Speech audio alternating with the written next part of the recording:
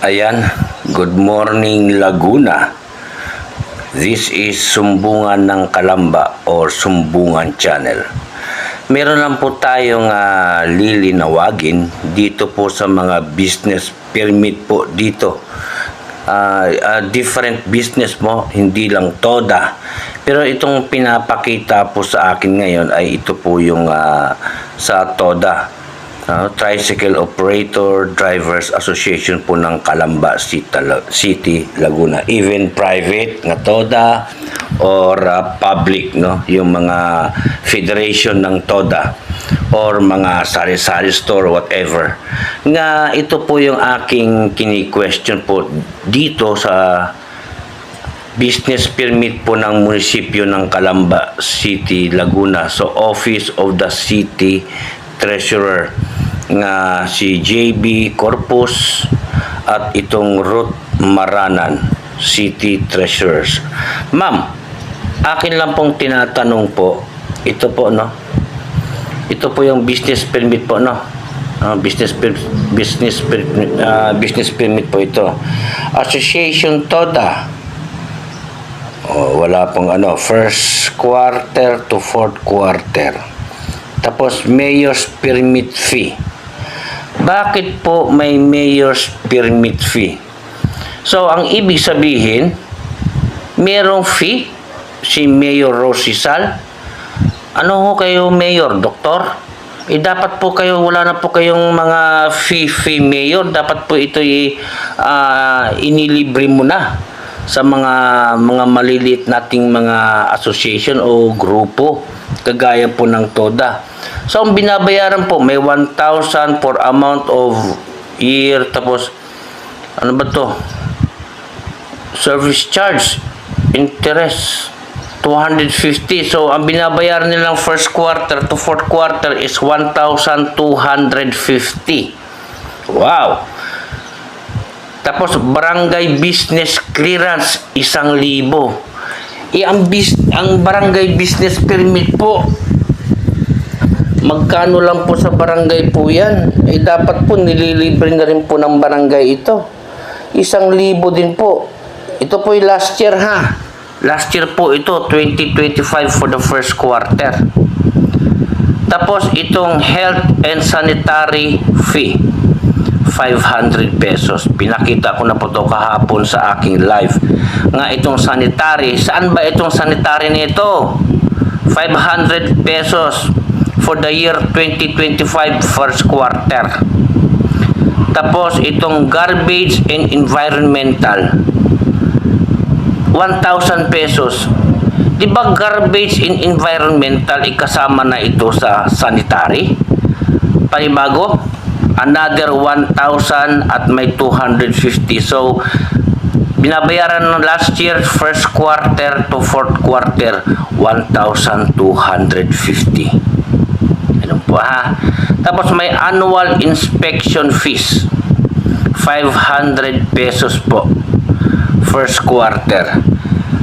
Ito po ang binabasihan po natin dito. Ito yung business permit. Ito po yung ang aking pong kini-question dito, yung fire extinguisher, no? Fire extinguisher nga binabayaran po nila ang tawag nito parang stub, no? May stub po akong pinakita kahapon yata, no? Yung kulay itim nga Fire Protection. Ang annual inspection fees ay 500 pesos. Tapos fire safety inspection fee, may panibago na namang bayad, 500 pesos, no? First quarter ng 2025, grabe po ito. Tapos may business sticker, 40 pesos. Wala tayong dyan sa 40 pesos. Tapos ang binabayaran po lahat sa business permit ay 5,040 pesos. So, ako po yung nagtatanong po dito sa mga business permit po nito. Ganito ho ba? Every year, ang binabayaran ng isang TODA, 5,040 pesos. ano po kaya ngayon 2026? Tayo'y nagtatanong lang po, ha? Hindi po tayo nag-aakusa kasi hindi po ito kapaniwala. Pati ba naman si Mayor ay mayroong permit fee? Mayor, doktor ka ba? Para may mga fee ka. Diba, masyado na yan, Mayor. Meron ka pang mga permit fee, Mayor's permit fee. Hindi ka naman doktor. Ikaw po yung naglilingkod sa bayan. Sinisweldohan ka na nga namin. Kumikita ka pa ng 1,000 dito. 1,250 first quarter to fourth quarter, Mayor. Anong kalokohan to, Mayor? Hindi ka naman doktor. Wala ka namang ginagawa sa Kalamba, Mayor. Meron ka pang mayor's permit fee. Ba, Mayor? May ihahaya naman tayo, Mayor. Sinisweldohan ka na nga namin.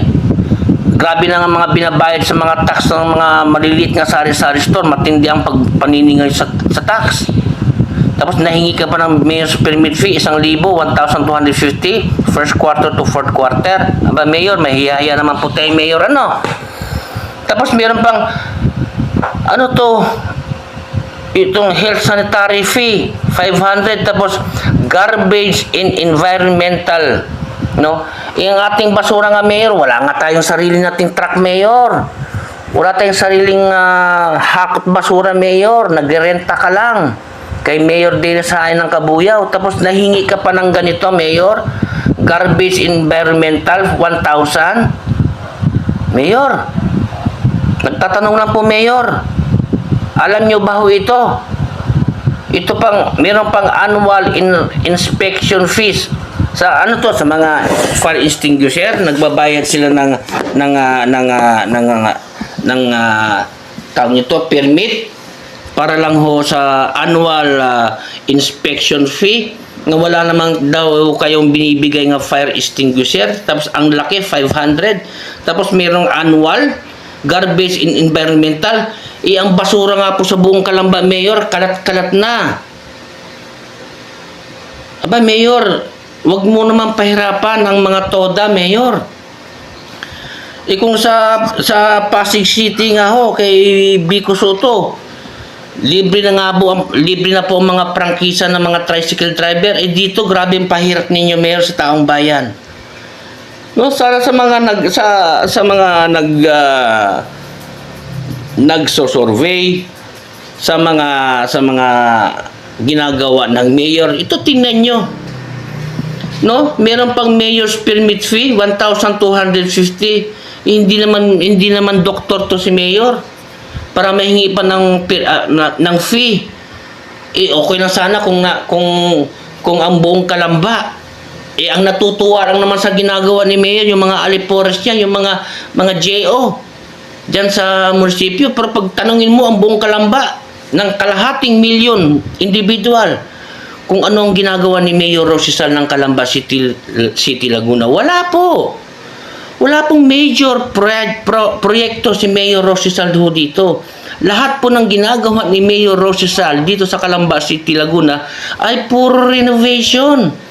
Tapos meron pang mayor's permit fee. Ayan po, mayor's permit fee, 1,250 first quarter to fourth quarter.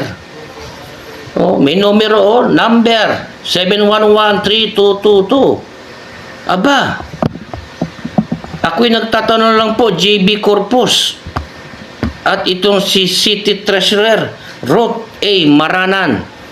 Ma'am, bakit ganito po ang pagpahirap ninyo sa mga TODA? Sa TODA lang po ito, ha? I'm just referring to the TODA, Tricycle Operator Drivers Association po ito.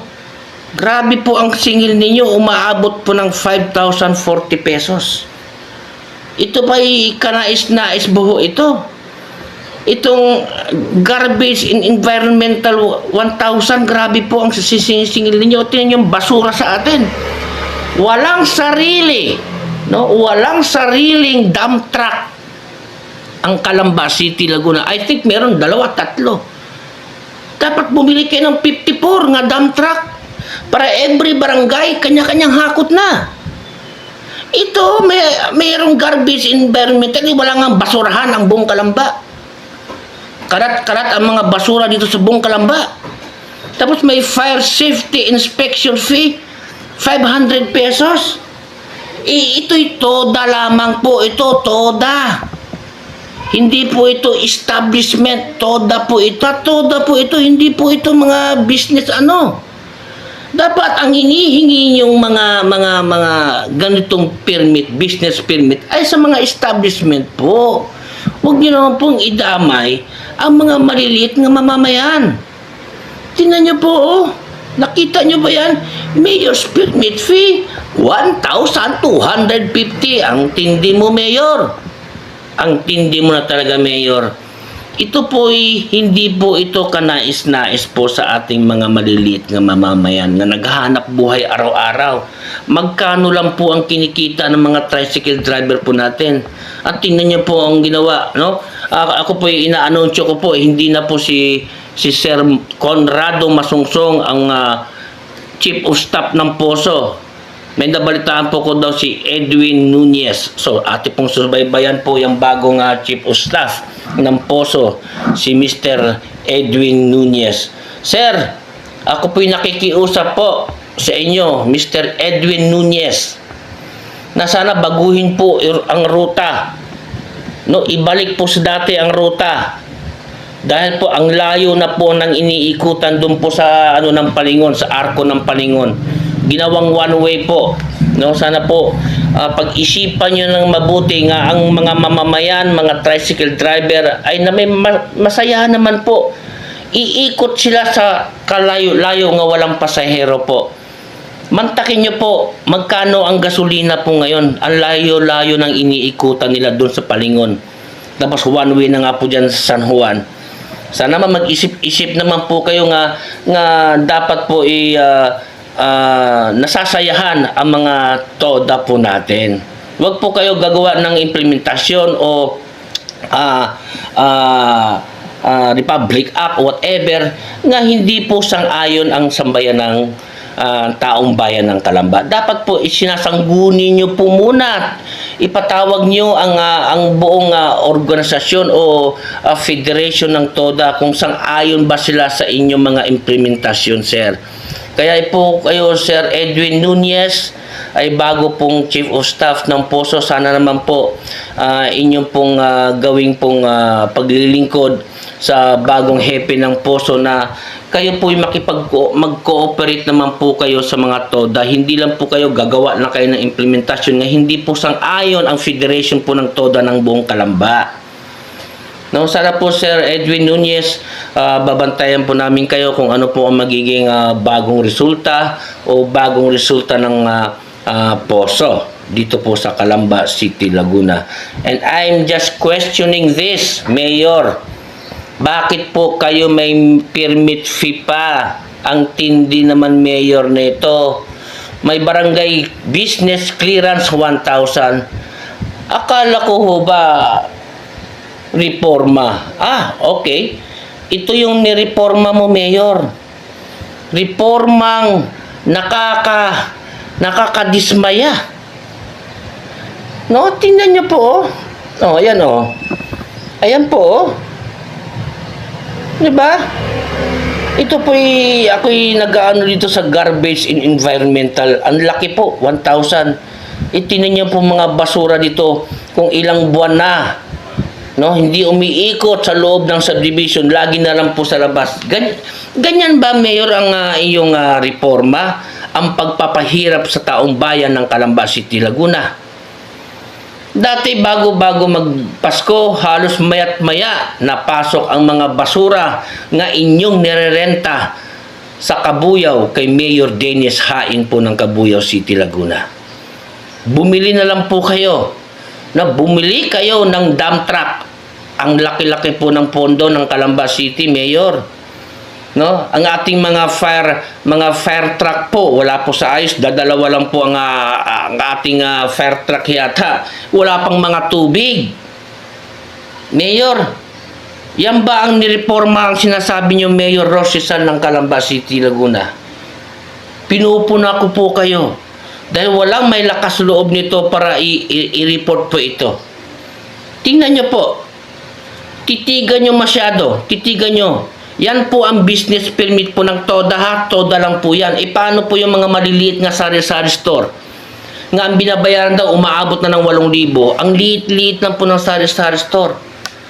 Grabe, Mayor, ang pahirap ng ginagawa nyo sa administrasyon na ito. Sana naman, yung pinagmamayabang yung reforma, ay sana sang-ayon po ang taong bayan. Ang natutuwa lang naman po sa inyong mga wala nga magandang proyekto ay iyong mga alipores, yung mga municipality nga JO, mga contractual. Yun lang po natutuwa. Pero kung iyong marapitin, kung yun yung may nagsosurvey, ay sana isa-isahin nyo po. Lalong po, I'm willing nga ma-interview nyo po ako. Dahil I have the proof and evidence po nga bakit nyo ginawang top performing mayor ng buong Laguna itong si Mayor Rosisal. Dito pa lang sa business permit po na ito. Hindi naman po doktor si Mayor. Nahingi pa ng Mayor's permit fee is 1,250. Aba, Mayor, dapat nililibre mo na ito dahil ikay naglilingkod sa bayan. Hindi ka doktor, Mayor. Ikaw ang ama namin, Mayor. Bakit ka pa nahingi ng permit? Mayor's permit fee. Wala nga kami. Hindi namin nagugustuhan ang ginagawa mo. 3 taon ka na nakaupo, Mayor. Wala ka pang magandang proyekto dahil ang mga proyekto ng ginagawa mo ay pure renovation. Wala ka pang major projects. Yan nga, wala pang nakakasagot sa aking katanungan, bakit 49 million? Yang renovation na yan sa may Banga. Umaabot ng 49 million daw. Gaano ba kalaki yan? Parang nilagyan na ng marmol o ano, mabuti kung nilagyan mo ng, sinarado mo, nilagyan mo ng aircon. Maniniwala pa kung 49 million. Tingnan nyo, yan sa may Banga, yung stage diyan sa may Banga. Yan po ay umaabot doon ng 49 million. Kayo ba'y naniniwala? 49 million ang umabot. 49 million umabot niyan? In-renovation lang naman yan. Nirenovate lang naman yan. Umabot ng 49 million. Tapos nahingi pa kayo ng Mayor's permit fee. 1,250 po. Oh. Ang tindi ng administration nito ni Rizal. Ayan po, oh. Bago po tayo magtatapos, no? Dahil po hindi po ito kanais-nais po ito sa ating mga maliliit nga mamamayan nga naghahanap buhay na itong mga TODA. No? Tingnan niyo po mabuti. Kayo na pong humusga. Kayo na po ang magkomento sa mga reforma ni Mayor Rosisal ng Calamba City, Laguna. This is sumbungan ng Calamba, no? Ako po ay natutuwa o nagagalit o whatever dahil ito sa ginagawa ng ating mayor ng Calamba City, Laguna. No? Salamat po sa nagbigay sa akin ng proof and evidence na ito, na ito'y dapat malaman ng taong bayan na si Mayor Rosisal ay meron pang mayor's permit fee. Dapat po ito'y nililibre na. Dapat ito'y nililibre niya sa mga taong mamamayan na nagbabayad ng tax. Tapos nahingi pa siya ng sahod. Kami na nga nagpapakain sa inyong pamilya, Mayor. Kami na nga nagpapayaman sa inyo, Mayor. Nahingi ka pa ng mayor's permit fee. Huwag naman masyadong mga Mayor. Hatang-halata na, Mayor. Hatang-halata na. So magandang hapon po sa inyong lahat. May God bless Laguna. May God bless Calamba City, Laguna. May God bless the Philippines.